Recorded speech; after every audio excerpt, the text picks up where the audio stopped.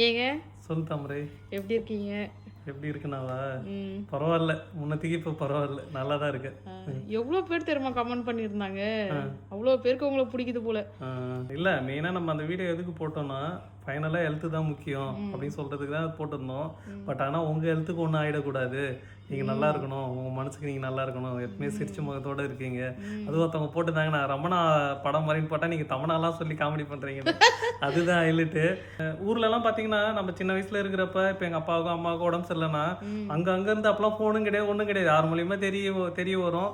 அங்கேருந்து வரப்போ பார்த்தீங்கன்னா அந்த ஒயிட் கலர் பிரெட்டு, திராட்சை, மெயினாக திராட்சை இருக்கும், அந்த கருப்பு கலரு, ஹார்லிக்ஸ், பூஸ்ட், போன்விட்டா ஏதோ ஒரு பாட்டில் இருக்கும், அதில் ஆப்பிள். அப்போ தான் நாங்களாம் ஆப்பிளே பார்ப்போம். மெயினாக நான் பார்க்கறது என்ன பார்ப்போம்னா அந்த ஒயிட் கலர் பிரெட் பாக்கெட் வருது, அதான் பார்ப்பேன் நான். ஆமாம், அந்த ஒயிட் கலர் பிரெட் பாக்கெட் இருந்துன்னா போதுடா அப்படின்னா தான் பார்த்துன்னு இருப்பேன். மெயினாக எல்லாருமே வாங்கிட்டு வருவாங்க, குழந்தை பிறந்தாலும் சரி எல்லாத்துக்கும் அந்த பிரெட் பாக்கெட் ஒன்று கூட வந்துடும். அது என்ன லாஜிக்னு எனக்கு தெரியல, ஆனால் வாங்கிட்டு வருவாங்க.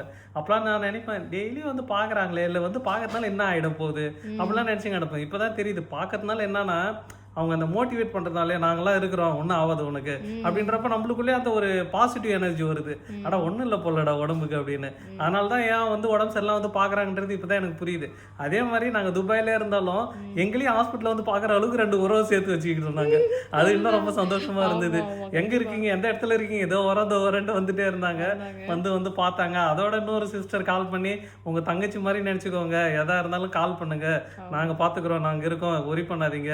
வலி இருக்குதான், பெயின் இருக்குதான், நம்மளுடைய இயல்புன்னு ஒன்று இருக்குல்ல, அந்த நேரத்துலயே நம்ம வந்து கண்ட்ரோல் பண்ணிக்கிட்டு தான் நம்ம அந்த இதெல்லாம் சொல்றோம், சரி பரவாயில்ல சரியாயிடும் அப்படின்ட்டு. என்ன ப்ராப்ளம் உங்களுக்கு?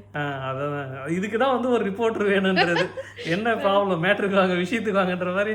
என்ன ஆச்சுன்னா வயிறு வலிக்குன்னு சொல்லி போனேன்ல, அப்போ வந்து இப்போ அந்த பித்தப்பை வந்து கொஞ்சம் வீக்கமாக இருக்கு, கொஞ்சம் இன்ஃபெக்ஷன் ஆயிருக்குன்ற மாதிரி சொல்லியிருந்தாங்க. அப்புறம் எல்லாருக்கிட்டையும் கேட்டதுக்கப்புறம் இந்த கமெண்ட்லாம் பார்த்ததுக்கப்புறம் என்ன புரிஞ்சுக்கிட்டோம்னா இது நார்மலாகவே வரும் போல் எல்லாருக்குமே. அதான் என்ன சொல்கிறாங்கன்னா ப்ராப்பரான டயட் இருங்க, ஃபுட்டு எடுத்துக்கோங்க, வேலைக்கு சாப்பிடுங்க அப்படின்னு நிறைய பேர் சொன்னாங்க. இந்த வீடியோ பார்க்குறவங்க நிறைய பேர் வந்து டாக்டராக இருக்கலாம், இல்லை இதில் நிறைய சித்தா, ஹோமியோபதி நிறைய பேர் பண்ணுறவங்களா இருக்கலாம்.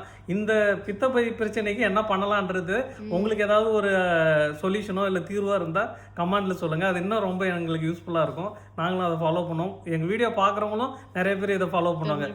ஓகே மக்களே, நிறைய பேர் வந்து எனக்கு வந்து விஷ் பண்ணியிருந்தீங்க, அதாவது ப்ரேயர் பண்ணியிருந்தீங்க, சீக்கிரமாக சரியாயிடும், குணமாயிடும் சொன்னீங்க. அதனாலே என்னவோ சீக்கிரமாக குணமாயி வந்துட்டோம் போல. நான் ஹாஸ்பிட்டலில் நல்லா பார்த்துக்கிட்டாங்க, ஓகேங்களா. அந்த சிஸ்டர் அதாவது எப்படின்னா அவங்களாம் தெய்வத்துக்கு சமம்னு சொல்லுவாங்க. ஸோ எல்லாருக்கும் இந்த நேரத்தில் ஓவராலாக பெரிய நன்றி. ப்ரேயர் பண்ண எல்லாருக்கும் இந்த நேரத்தில் நான் என்னுடைய நன்றியை சொல்லிக்கிறேன். தேங்க்யூ.